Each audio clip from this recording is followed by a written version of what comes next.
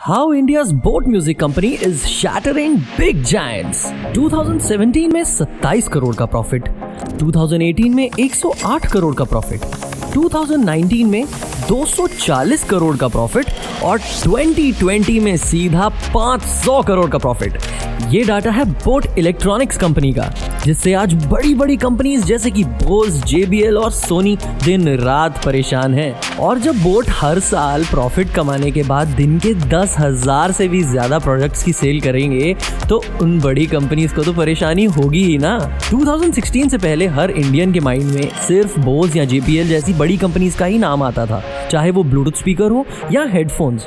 JBL जैसी companies India में राज करती थी जी, राज, जिसकी वजह से हर मिडिल क्लास इंडियन को अपनी सैलरी का बड़ा हिस्सा सिर्फ इन कंपनीज के प्रोडक्ट्स लेने में देना पड़ता था। इसी प्रॉब्लम को ध्यान में रखते हुए 2016 में एक दिल्ली बेस्ड स्टार्टअप कंपनी के फाउंडर अमन गुप्ता और समीर मेहता ने डिसाइड किया कि वो ऐसे प्रोडक्ट्स निकालेंगे जो स्टाइलिश भी हो और क्वालिटी भी बिल्कुल बेस्ट दें। और तब उन्होंने बनाई एक कंपनी जिसका नाम रखा गया बोट। इनकी कहानी जितनी आसान लग रही है उतनी थी नहीं। 2003 में बोट के founder Aman Gupta city bank में चार्टर्ड अकाउंटेंट की जॉब करते थे। अपनी लाइफ के 3 इम्पोर्टेंट साल बिताने के बाद उनको ये रियलाइज हुआ कि वो इस जॉब के लिए नहीं बने और 2006 में उन्होंने जॉब क्विट कर दी।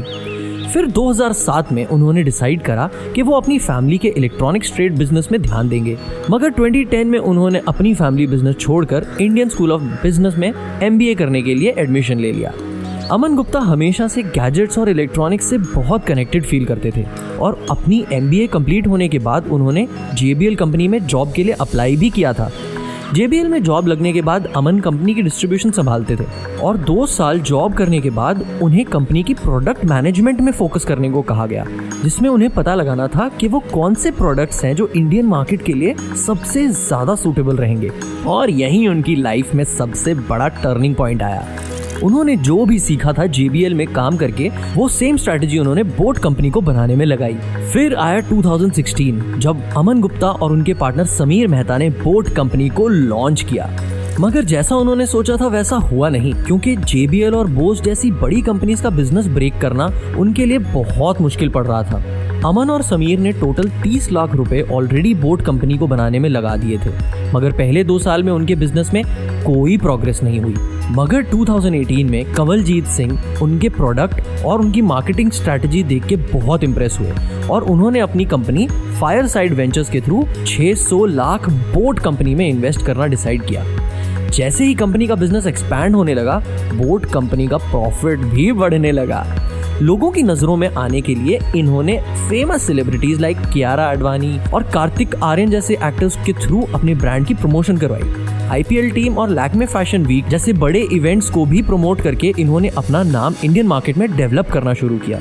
क्योंकि उनके प्रोडक्ट स्टाइलिश होने के साथ साथ रीजनेबली प्राइस्ड भी थे और क्वालिटी में भी कोई कॉम्प्रोमाइज नहीं था, बोट कंपनी का प्रॉफिट बढ़ता ही चला गया। अपनी कंपनी को प्रॉफिटेबल लेवल पे एक्सपैंड होता देख अमन और समीर ने बोट के प्रोडक्ट्स बाकी इलेक्ट्रॉनिक्स रेंजेस जैसे ट्रैवल चार्जर्स और स्पीकर्स में भी कवर करने का डिसीजन लिया और इसके लिए उन्होंने 75 करोड़ की investment American company Warburg Pincus से रेज करी। शुरुआत में उन्होंने Amazon और Flipkart पे अपने प्रोडक्ट सेल करके अपनी जर्नी की शुरुआत की और आज बोट कंपनी में टोटल 35 मेंबर्स हैं, 5000 स्टोर्स हैं जिनमें इनके प्रोडक्ट्स हैं, 20 डिस्ट्रीब्यूटर्स हैं और 200 लाख लोगों को अपने प्रोडक्ट्स अभी तक ये बेच चुके हैं। जो फॉरेन कंपनीज इंडिया में आकर हमें सेम प्रोडक्ट्स 3000 से 7000 के बीच बेचती थी, बोट जैसी इंडियन कंपनी सेम क्वालिटी और उससे बढ़िया स्टाइल के साथ हमें वही प्रोडक्ट्स 1000 रुपए में प्रोवाइड करती हैं। एक प्रोडक्ट में इतना बड़ा प्राइस में गैप लाना और फॉरेन कंपनीज को उनकी कंट्री का दरवाजा वापस दिखाना एक बहुत ही बड़ी अचीवमेंट मानी जाती है। अगर हम ध्यान से नोटिस करें तो कुछ ऐसे पॉइंट्स हैं जो हमें इनकी स्ट्रैटेजी से सीखने चाहिए। First point is consumer focused. जब कस्टमर बोट कंपनी का प्रोडक्ट खरीदता था तो कंपनी उन्हें बोट हेड यानी बोट का मालिक बुलाती थी। ऐसा करने से कस्टमर्स कंपनी से कनेक्टेड फील करते थे और कंपनी उनकी नीड्स को और अच्छे से समझ पाती थी। कंपनी ने एक बोट हेड नाम से कम्युनिटी भी बनाई है जिससे उनकी यूजर्स अपने प्रोडक्ट्स का एक्सपीरियंस शेयर कर पाते हैं। Lifestyle brand. कंपनी अपने प्रोडक्ट्स को इलेक्ट्रॉनिक प्रोडक्ट्स की जगह लाइफस्टाइल प्रोडक्ट्स समझाती है और यही विजन वो कस्टमर्स तक ट्रांसफर करने की रोज कोशिश करते हैं ताकि उनके कस्टमर्स बोट कंपनी को पार्ट ऑफ लाइफ की नजर से देखें, ना कि एक electronic item. What a smart move.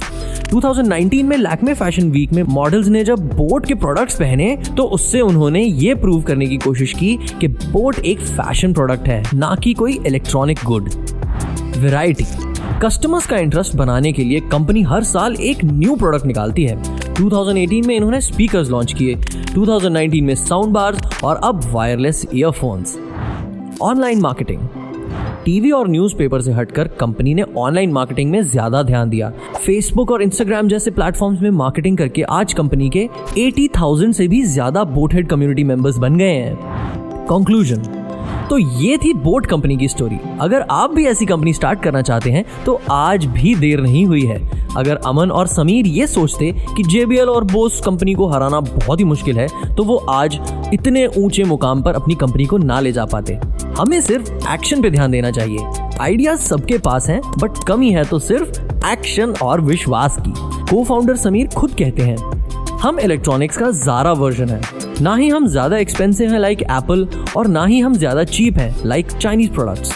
तो इस वीडियो से आपको क्या लेसन सीखने को मिला? क्या आपको लगता है बोट वर्ल्ड की नंबर 1 कंपनी बन सकती है इलेक्ट्रॉनिक्स में? नीचे कमेंट सेक्शन में जरूर बताइए। हम उम्मीद करते हैं आपको हमारी ये वीडियो जरूर पसंद आई होगी। सब्सक्राइब एंड शेयर जरूर कीजिए एंड लाइक करना तो बिल्कुल भी ना भूलिएगा। Thank you for watching.